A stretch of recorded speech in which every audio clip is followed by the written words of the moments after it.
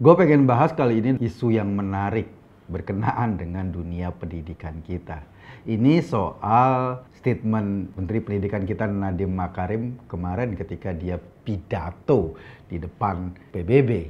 Dan di dalam pidato itu ada tepuk tangan meriah buat Nadiem. Sayangnya di dalam negeri malah dioyok-oyok. Gue pengen bahas ini di Masuk Pak Eko.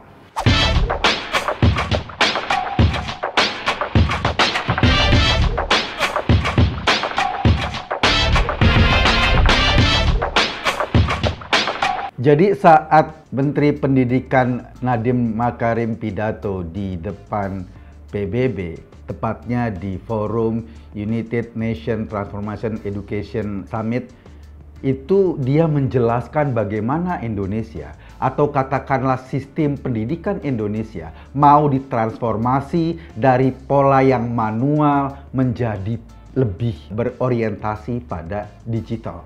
Artinya apa? Artinya dengan kondisi Indonesia yang sangat luas, beragam tingkat masyarakat, akses terhadap informasi yang sangat terbatas, Nadiem mencoba mencari terobosan baru. Bagaimana agar sekolah di Aceh itu standarnya sama dengan sekolah di Papua. Bagaimana agar sekolah negeri di Jakarta standarnya sama dengan sekolah yang ada di Kalimantan atau ada di NTT.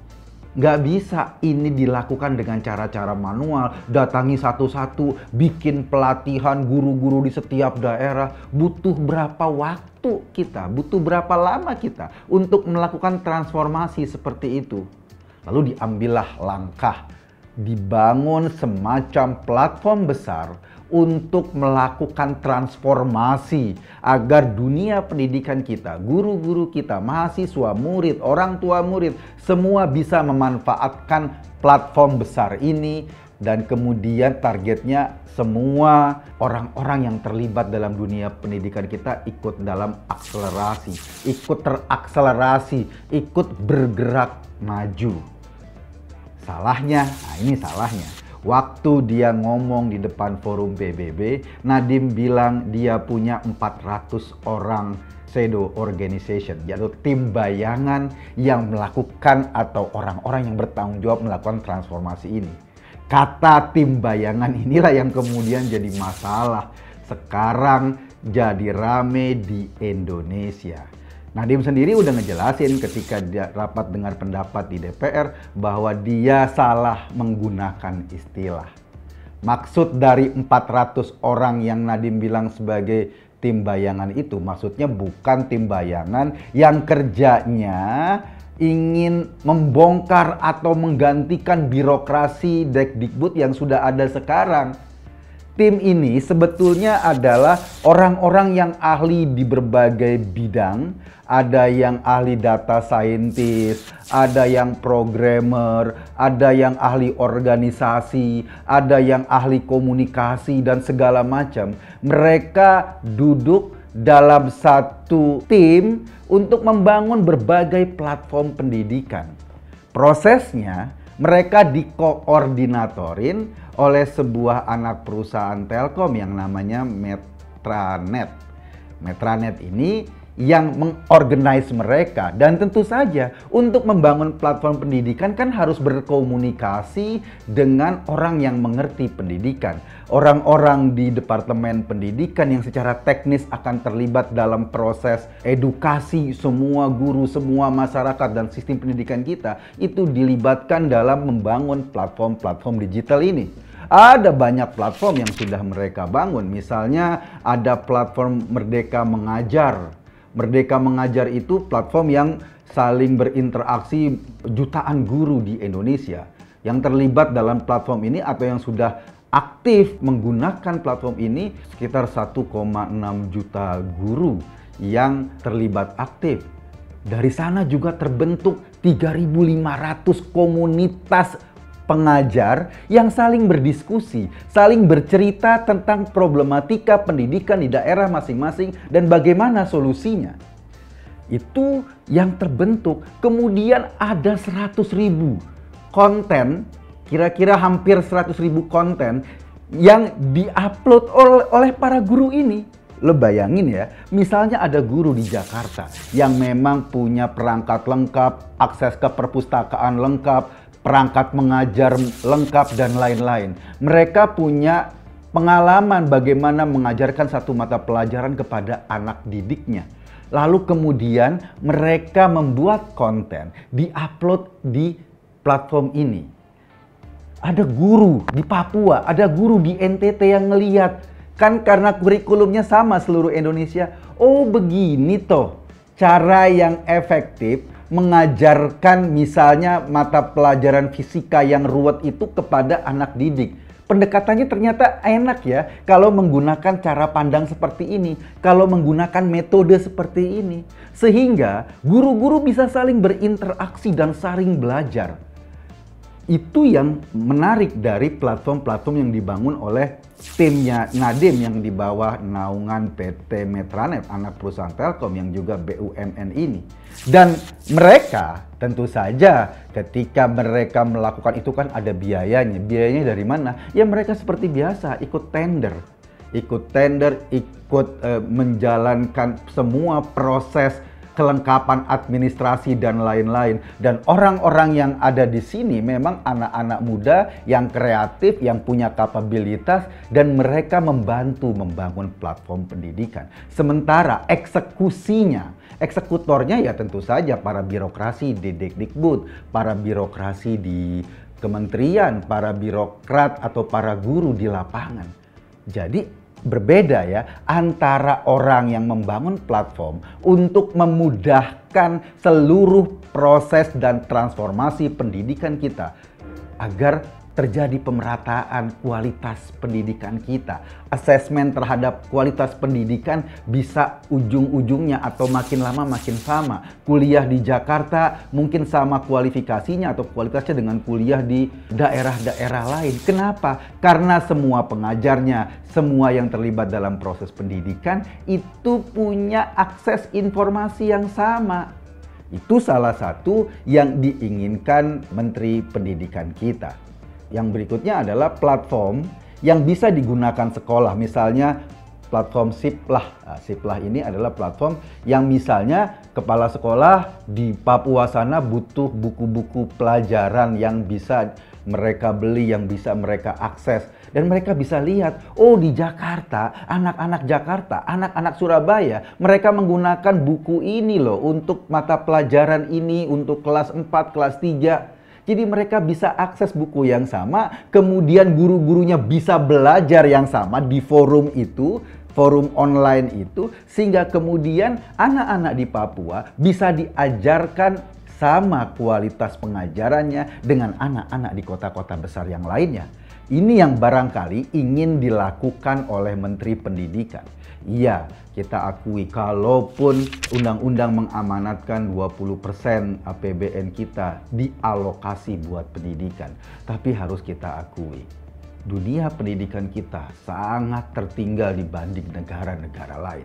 Bahkan ada satu data di media Kata Data, IQ rata-rata orang Indonesia itu hanya sedikit di atas IQ rata-rata masyarakat Timur Timur. Dibanding negara-negara Asia lain, kita jauh tertinggal. Padahal dunia makin terbuka dan kita makin membutuhkan kualifikasi orang untuk bersaing dengan segala macam persaingan dari bangsa lain, dari negara lain. Proses percepatan pendidikan ini harus dipercepat. Masalahnya adalah nggak semua orang nyaman dengan perubahan. Nggak semua orang senang kalau zona nyamannya diganggu atau mereka harus melihat perubahan-perubahan itu sebagaimana adanya. Mereka lebih suka pada zona nyaman, pada sesuatu yang sudah ada dalam status quo karena mereka nggak mau berubah. Banyak orang yang protes. Apalagi kita tahu Dikbud itu adalah sebuah departemen yang dulu dianggap departemen paling basah. Proyeknya banyak, programnya banyak.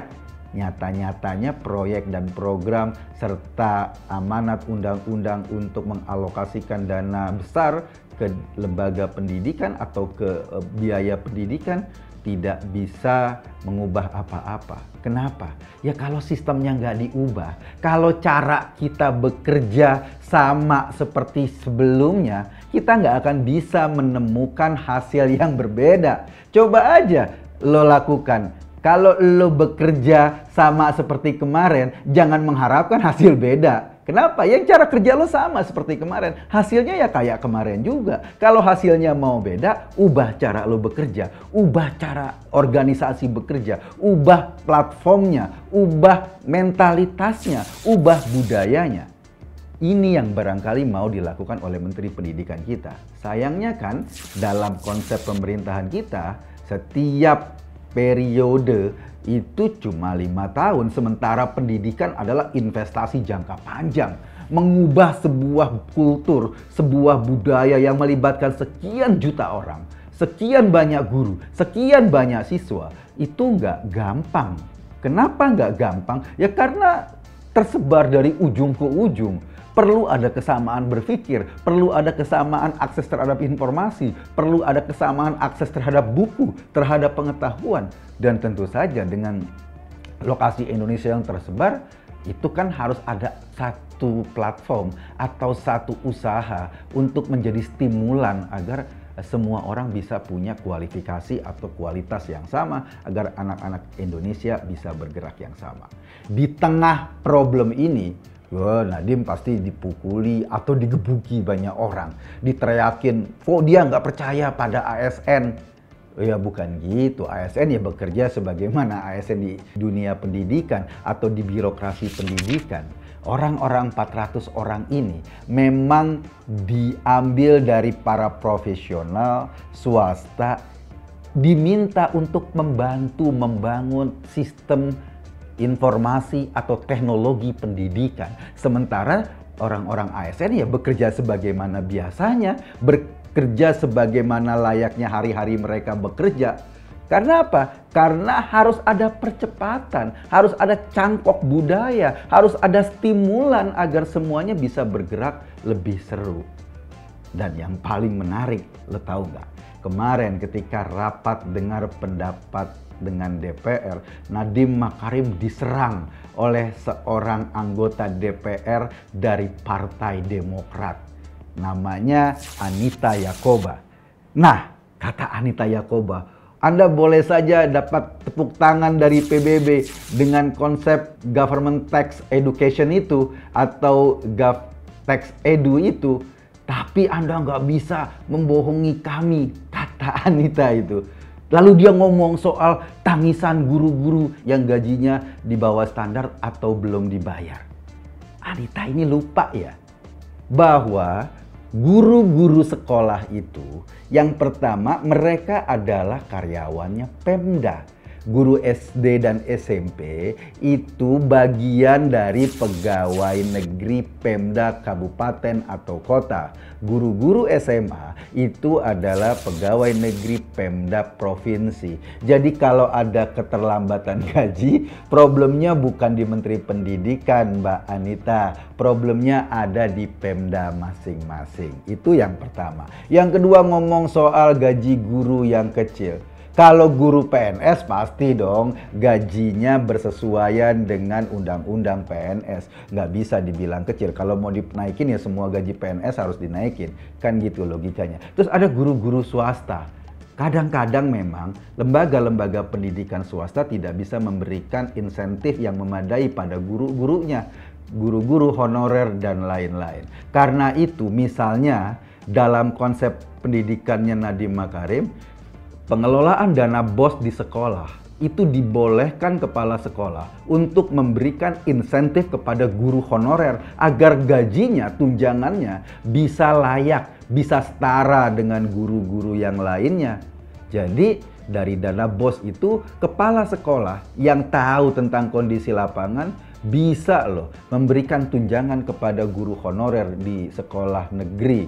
Bagaimana dengan guru-guru swasta? Sebetulnya undang-undang Sisdiknas yang pernah dirancang oleh tim Dekdikbud itu sudah memikirkan sampai titik itu. Guru-guru swasta itu atau lembaga-lembaga pendidikan swasta wajib memberikan tunjangan yang cukup bagi guru-gurunya.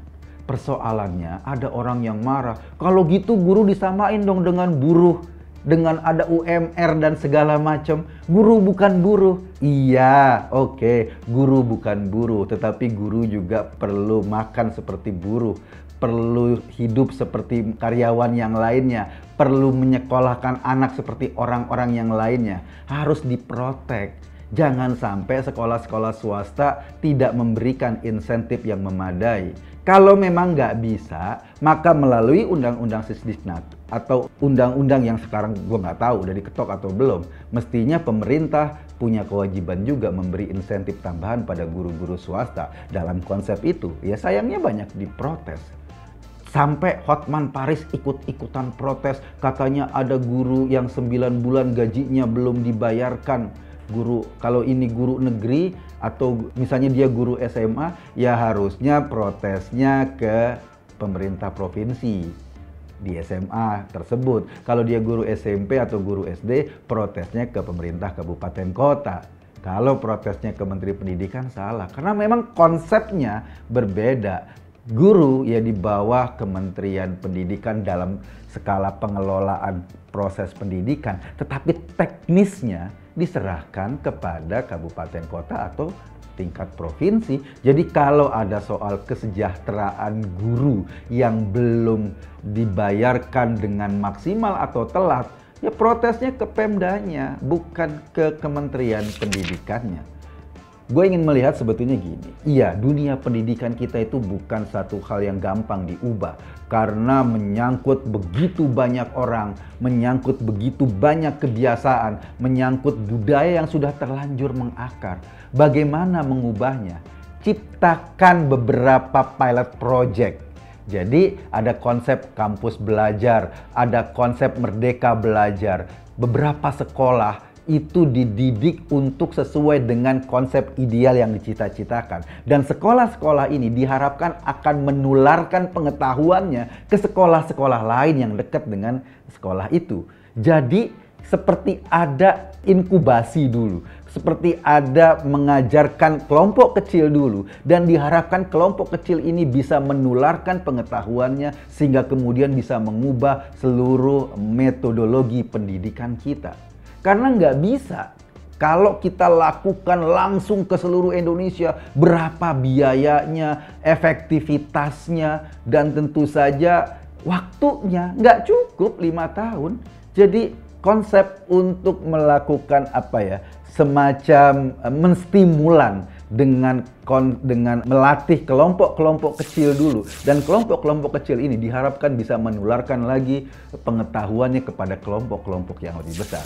Itu memang langkah yang sering digunakan oleh Nadiem Makarim dalam mengubah sistem atau mengubah budaya pendidikan kita. Yang kedua, dengan bantuan itu teknologi informasi.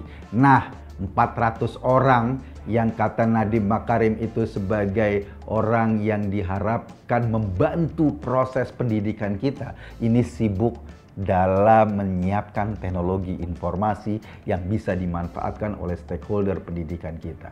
Kalau ini saja jalan, tentu saja akan ada perubahan dalam pendidikan kita. Kita tahulah, udah pusing kita dengan pendidikan kita. Anak-anak didik kita lebih dilatih untuk bagaimana belajar mencari jawaban ketimbang belajar memproduksi pertanyaan. Akibatnya apa? Ya akibatnya gitu. Kita cuma sibuk dengan ujian yang pilihan ganda karena kita mengajarkan anak-anak kita selalu melulu berorientasi mencari jawaban. Padahal perubahan hanya bisa dilakukan dengan orang-orang yang cerdas menemukan pertanyaan. Dari situ dia bisa mencari jawaban-jawaban baru untuk tantangan-tantangan baru. Sekolah-sekolah kita tidak terlalu terlatih untuk mendidik anak memproduksi pertanyaan-pertanyaan besar. Itu masalah pendidikan kita. Mudah-mudahan dengan ini semua kita terprovokasi, anak-anak didik kita, adik-adik kita terprovokasi untuk selalu bertanya, mengapa begini? Mengapa begitu?